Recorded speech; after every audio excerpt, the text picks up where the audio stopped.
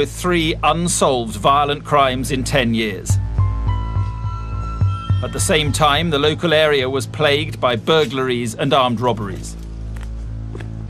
These robberies tend to fit into the same pattern. Single females in houses, attacked during the evening by a single offender, and the offender was carrying a sawn-off shotgun and had a balaclava. In November 1996, the intruder was disturbed during one such robbery. Fleeing the scene, he discarded items in a hedge. Police making inquiries at a nearby house found stolen goods. The house belonged to John William Cooper. We looked at in the region of 70 burglaries that we believed he'd committed. Not only his house, but his family's houses were searched, and a great deal of property were recovered from those houses.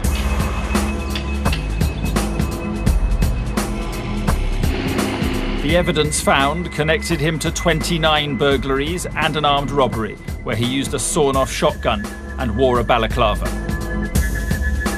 That was the first time that John Cooper came on the radar for being a suspect of the murders at Scoverson Park and the Coastal Path. Cooper was questioned about the 4 killings. I'm not a murderer! I'm not a murderer! I am not a murderer! John Cooper would never admit his guilt. So it was felt that to connect him to the double murders, there would need to be what we call a golden nugget of forensic evidence. At that time, forensic analysis drew a blank. They're using me to clear old crimes. It shouldn't be allowed. Shouldn't be allowed. Cooper was sentenced to 14 years for burglary and robbery. For 8 years, all the evidence collected for the case was carefully stored by Dyfed-Powys police.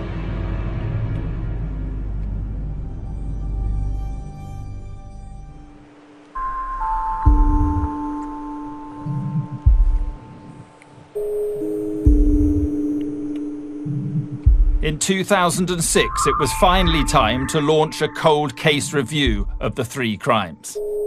We were always confident that John William Cooper was the prime suspect. Having said that, we were not tailoring our investigation towards an individual. It was a search for the truth.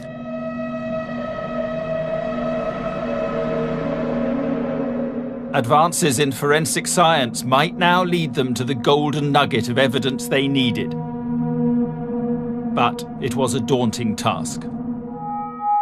We're probably talking in the end around about 1.5 million to 2 million pieces of paper, which we have to physically go through. We are talking of thousands of exhibits. The team had to make vital decisions about what might give them that crucial forensic link. We knew that we couldn't just say, right, there's 5,000 exhibits. Here you are, forensically look at those 5,000 exhibits, because A, it's not practical, and B, you just couldn't afford to do an investigation. Week after week, then month after month, they selected items to send to the forensic lab. And scientists scoured them for potential DNA evidence. In the meantime, an interview team was put together. Over the following few months, they would learn more about John Cooper than he knew himself. Within a social environment, he could come across as a very pleasant individual. A number of people that actually played darts with him said that he was very well mannered. Can you name one of them? Hampshire. Is right, sir, for £140.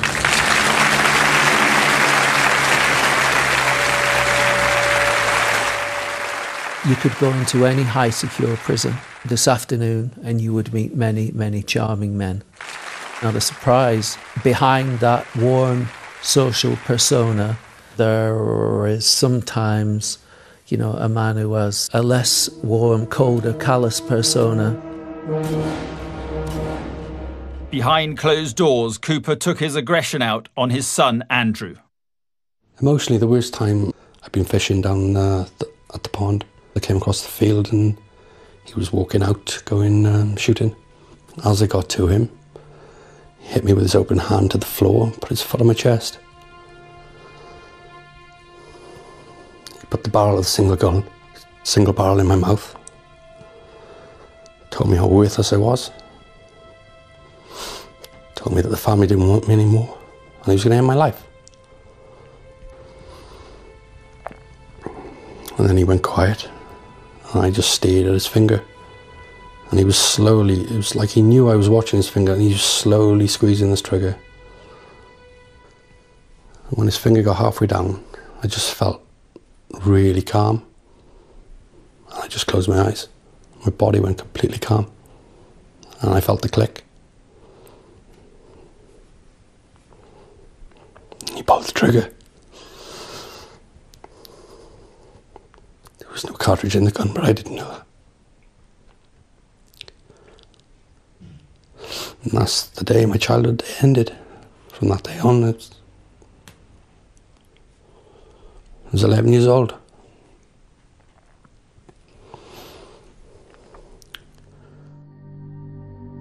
John Cooper was a gambler. Building up a picture of his background, police found out he'd won £90,000 on Spot the Ball in 1979. We didn't benefit from that money. It was all him. It was his drinking money, his gambling money. But with the drinking came more beatings. When I was 12, I don't even remember what I'd done. He got hold of me on the landing. He'd shoved me in my bedroom. He'd bounced me off the walls as usual. He'd thrown me on my bed. And he started punching me. He used to strangle me. And he held me by my neck and punched me so hard in my back that I let out a scream, but it was as if someone else was letting it out. I've now got 12 screws holding my spine together.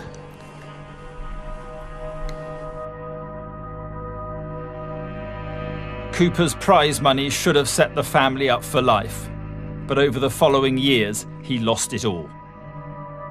He entered into a number of business ventures which were built on sand. They were doomed to fail.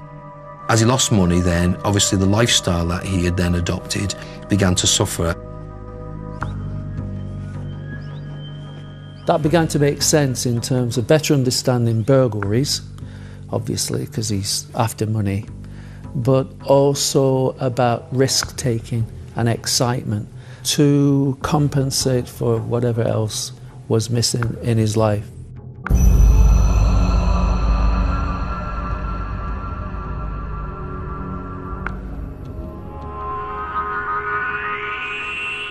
One of the things that I think is particularly saddening about the murder of the Dixons is they were a couple happily walking on a coastal path on a bright summer's day, and I think perhaps this man had a very strong sense of envy that people could live a life like that apparently happily when he so blatantly could not. John Cooper craved respect. So the interview team were briefed to listen and let him feel in control. I felt that if we got him to talk, then he may provide us with some ammunition to come back and challenge him later on. In July 2008, while waiting for a forensic breakthrough, the team spent 4 days interviewing John Cooper. He was still serving time for burglary, but a release date was imminent. The first 3 days, we just allowed him to talk. Tell me about times that you actually went to Scotland. I've seen the pictures of the place and I've seen it in the papers and what have you. I've already answered the question. Outside then, the number of outbuildings. Have you ever been to those outbuildings?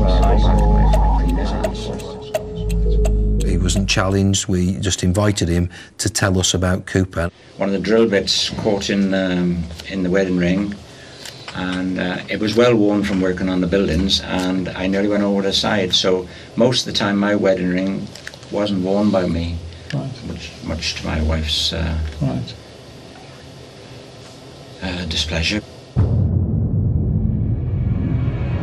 The team hoped that by letting Cooper talk, he would give something away. During yesterday's interview, John, Yes. you mentioned that during the trial you handled a shotgun. Oh, a shotgun was in the court, yes, I believe it was, yes. The shotgun used in the robbery that I was convicted of. In Sardis. Yeah.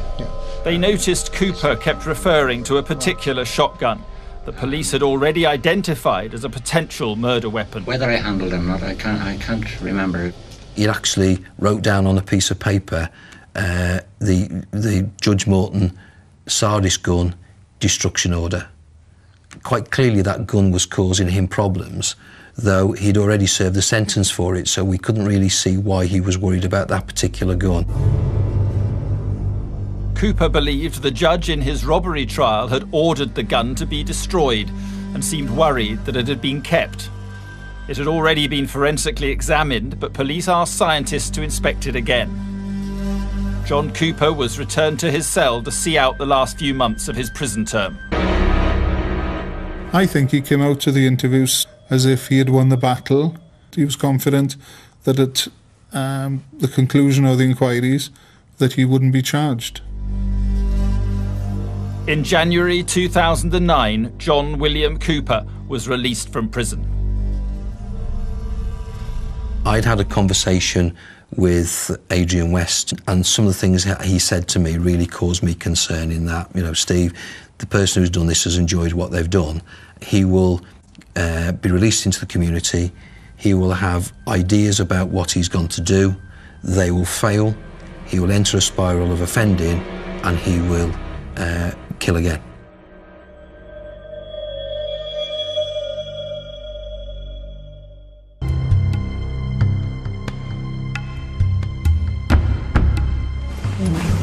In January 2009, John William Cooper was released from prison after serving 10 years for burglary and armed robbery. I'm not a murderer. I'm not a murderer. I am not a murderer. Dyfed-Powys police believed he'd committed 4 shotgun murders, a rape and a sexual assault, but had never been able to find proof. In 2006, they had launched a cold case review determined to find a forensic link in items taken from Cooper's house. We were always told by our barrister that if we had that one piece of golden forensic evidence, then we'd make our case into a very, very strong, compelling case. 2 years into the inquiry, after failing to find DNA evidence, the team changed tack and started to look at clothing fibres. It is amazing. There's a huge variety of different textile fibres, and I think people don't quite realise the enormous variety there is, and therefore why it's such a good evidence type. Analysts looked at tapings from various exhibits under a microscope to identify any matching fibres. One of the items police chose for examination was a pair of John Cooper's shorts. Those shorts very much fitted the profile of a photo fit of an offender who was seen using the cash card belonging to Peter Dixon. They were 3 years into the inquiry, and the team had built up a strong circumstantial case against Cooper. But they still needed a forensic link and were frustrated that nothing had been found. We'd gone for 3 years of meticulously looking at every item, every day, wake up and say, right, this is the day that we're going to get the results that we're looking for.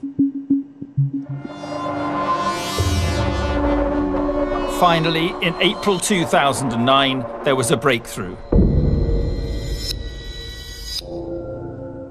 Forensic experts had been examining tapings from the shorts. They were looking for fibre matches, but they discovered a spot of blood.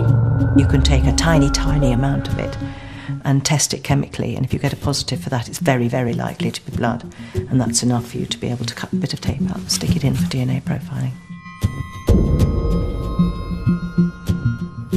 The 20-year-old spot of blood on John Cooper's shorts